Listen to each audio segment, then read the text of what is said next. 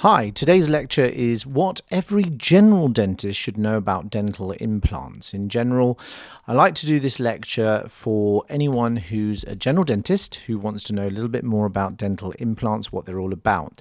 The main thing is, what I feel is that all dentists should really know some basic information about dental implants. And unfortunately, it's not really well taught at the undergraduate level. I remember back in my days at university in 1996 that indeed this topic was touched on by maybe in a lecture. So it's becoming more and more common that patients are having dental implants, and you might find that in your dental practice there are more and more patients that are coming from standard routine recalls that might have had implants in the UK or abroad. So the basics that you need to know about dental implants is really the anatomy of an implant. The main area to know is that the implant screw itself that goes in the bone, there are over 300 different manufacturers. They generally go by the same system of being an implant, the screw in the bone, followed by an abutment that screws into the implant. That could be an internal connection, as we see here, and that's where the abutment actually has a screw and it goes into the implant. That connection could be a Morse taper, or it could be a square taper. And generally we use something called platform switching, which is a concept where the butt joint between the abutment and the bone it's away from the bone. The platform is switched away from the bone. We do that, and current design does that, because what we found is that there's micro leakage of bacteria that causes bone loss, and we try to keep that joint away from the bone. So just a little bit that mainly you have an abutment and you have an implant. And the main relevance for you is when the patient comes in, you may need to tighten things up. And we're going to go through that today as well with you. So here we see that the implant is placed in bone, and you may well have something called a healing cap that you see. So an implant surgeon may have placed the implant and you might have the healing cap, and that can be taken in and out after the implant is osseointegrated. That means it's fused with the bone. That particular process takes about 4 months after placement. So indeed you might see a patient with one of these little caps on, which looks like a button flush with the gum. When you take it out, you would need to use something called a hex driver, and we'll go through that. And there are various different sizes of hex driver for each different manufacturer of implants. But in general, the hexes come in different sizes. For example, you could get a long one, which is a 1.2 hex, a 1.25 hex, or you can get a specific star-shaped hex sort of configuration for a Straumann implant, and a unigrip configuration, as you can see here, for a Nobel Biocare implant. So it's very much so dependent on the implant system. Now, if you don't know the implant system, and nor does your patient, then you can try out a few hex drivers. And in general, what I feel every general practice should have is what we call a multi-system kit, which has both long and short drivers. You've also kind of consider that you've got to use a torque wrench, and certain manufacturers are having different torques of insertion of the abutment if you are to tighten them up or have different components. If in doubt, just go finger tight if you can engage it, or if you want to engage it. If you have any doubt, send it to somebody more experienced who does implants in the local area if it's something that you don't know. But in general, one of the hexes will fit one of the implant systems. They're generally, the modern implants, say in the last 10 years, all have a fairly universal system. So a universal kit is highly recommended that you use. You might get a patient back who's had a crown, and on that crown you have a hole in it and you see some composite, and then that crown's been screw retained, which means that the composite should be filling the hole, and underneath the composite you find either cotton wool roll or PTFE tape. What that does is protect the head of the implant as you're drilling the composite out, and then you can use something like a barb brooch to take that small piece out, and then it'll give you a clean access to the head. The reason we do that and we place this little plug over the actual screw head is that If you're drilling composite, it can flow into the screw itself and it will block it, so you cannot unscrew it. So that little bit of a cotton roll or PTFE tape that we place above the screw head allows us to take it out cleanly once we've drilled all that composite out and try to get that hex driver on there. The main advantages of having it screw retained is it's retrievable. However, we do find now that they tend to loosen a little bit more often than not. The other prosthesis is a cement retained prosthesis. It's effectively where we put the abutment straight onto the implant, tighten that up, and it's crown and bridge. We cement a crown on top of it. It's gone out of fashion in general because of the advent of what we call cementitis, or inflammation around the cement at the bottom. And it was mostly true because a lot of people who were restoring implants, be it the surgeons, didn't know where to actually put the margins, which were dictated by the laboratories. And the laboratories have models and they put the margins near the head of the implant, and you couldn't get that cement out. But for juxtagingival or supragingival margins, it doesn't pose as much of a problem as people think. The other thing about cement retained prostheses is they do have advantages because they generally have a cement lute gap, so they tend to be more passive than the actual screw retained, unless they're done with a very, very good laboratory using laser welding, etc., to make it passive on the implants. If you have two implants and you create tension with the screwing down of your prosthesis, that can cause problems and that can cause bone loss. Okay, so the main thing is if it is cement retained and it becomes loose, it generally means that unless that crown has been put on with temporary cement, and even then they're quite difficult to take off, you need to try to pry it off with perhaps giving some LA, using some forceps and a bit of a cushioning tissue to try to pry it off.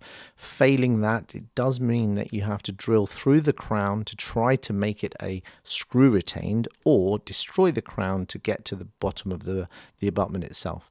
It can be quite a long-winded procedure, and if you're unfamiliar with the implant system, it's something that you should really refer on to somebody who does this quite commonly, because it's something that does take a little bit of finesse to actually remove a crown and actually save an implant. In some cases, if you do drill through the screw head as well, you basically stuff the implant and you need a new implant. So you've got to consider that as a risk and discuss that with your patients.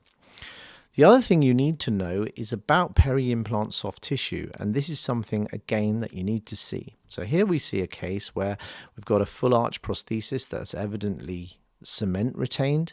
There's been some recession and there's a big lack of keratinized mucosa, and one of the big no-nos are these muscle pulls that you can see, and that often leads to recession and repeated infection or pus around the implants. It's perimucositis that we define it as, where no bone loss is seen but you'll see early pus, no mobility, generally pain-free like any other perio. We're also seeing that quite commonly in patients that have pre-existing perio or untreated perio. They're more susceptible because those bugs tend to populate those implant surfaces. So pus, inflammation, bleeding are all those sort of signs that you can see. If you don't see any bone loss, it's early perimucositis, and again, referral to the person who placed it or a periodontist is recommended. So we need to check out those sort of areas. So, and there are ways to manage perimucositis. Peri-implantitis is where you've had a long-standing chronic inflammatory process around the implant itself, which has led to bone loss, granulation, invagination of fibroblastic tissues around the actual implant, which could be 360 degrees. And this really needs to be assessed by somebody who knows what they're doing, because sometimes we're able to graft the sites, disinfect the implant threads, and clean things out. So if you do see a lot of pocketing, a lot of inflammation around the actual implant itself, and your x-rays look like this one, where you've got a very classical pocketing kind of bone loss, you need to refer to someone who knows what they're doing, or advise the patient there's a diagnosis that you've made of peri-implantitis and you're seeing bone loss. Now, this could be progressive or it could need intervention, but we just have to work this out on what needs to be done here. Everything that you record during your 6 monthly recalls, we generally say that you would take an intraoral periapical view yearly. you need to take the baseline pockets at restoration. So pockets don't mean much, or pocket depth doesn't mean much around implants, because what you've really got to do is you've really got to know what the pockets were originally. So let me give you an example.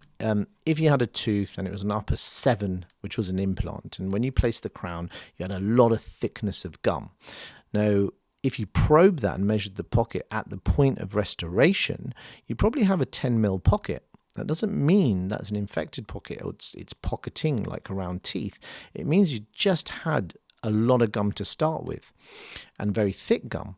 So therefore, that would be your baseline pocket chart on 3. And then you can compare that in a yearly basis to see if that's getting any worse, and look at the obvious signs of inflammation as you go along. You need to compare your intraoral x-rays again from the point of the restoration placed on the implant to 1 year, 2 years down the line. The clinical evidence leads to the fact that 0.2 millimeters of loss a year was acceptable, but nowadays with modern techniques we shouldn't be getting any at all, or the zero bone loss concept. Again, another interesting area that we can dive into in a lot more detail during our courses.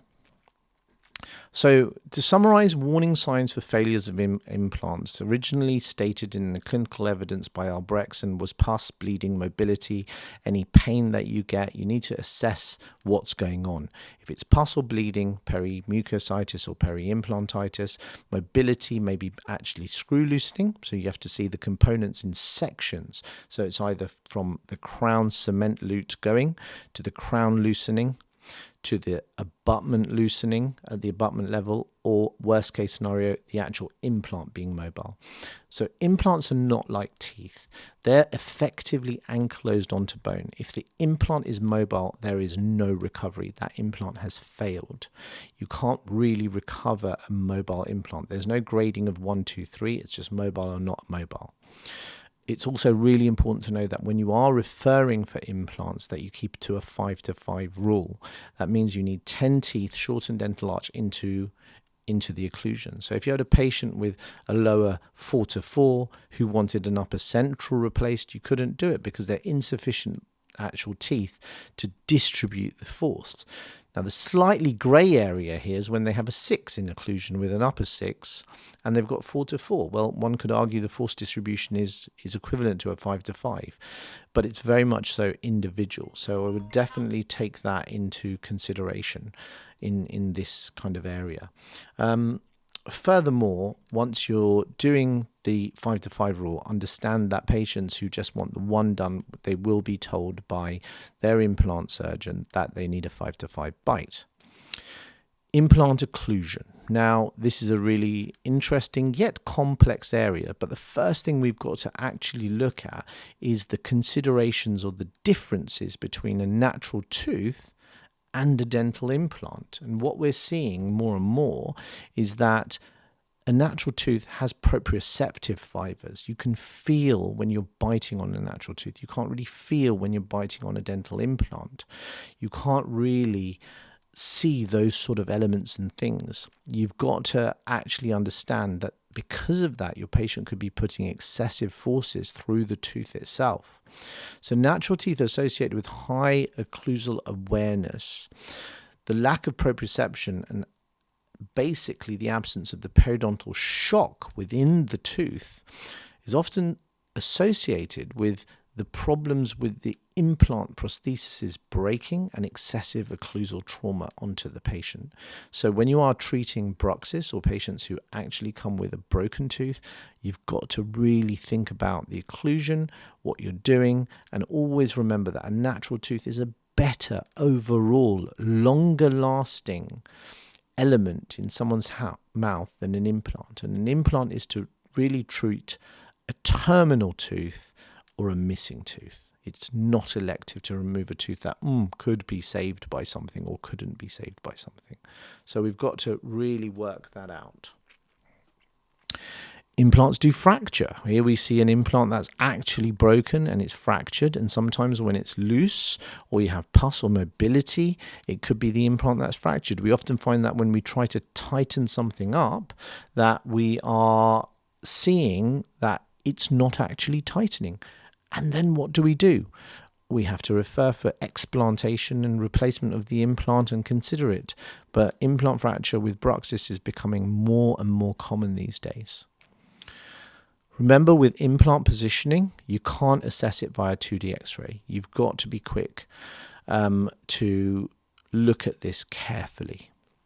Okay, so there's some basics for you today. We'll continue this series of lectures to give you some more tips as we go along.